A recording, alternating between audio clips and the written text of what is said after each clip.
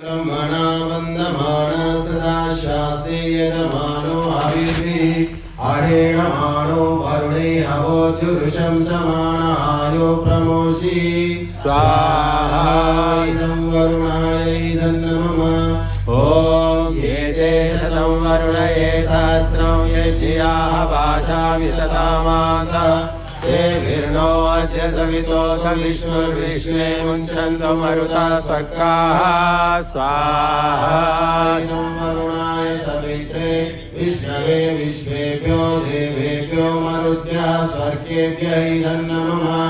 ॐ अयाशाग्ने अस्य न विशस्ति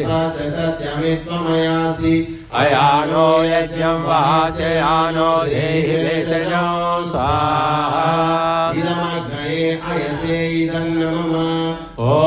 वदुत्तमं वरुणपाशमस्वदवादमं विमध्यमं श्रदाय अधा वयमादित्यव्रते तवानागसोदितये स्याम स्वाहा इदं वरुणायादित्यायादितये च इदं नमः ॐ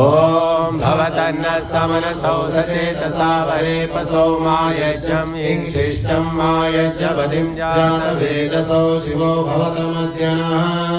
स्वाहा इदं जातवेदोभ्यां इदं नमः सामग्री తీసుకోండి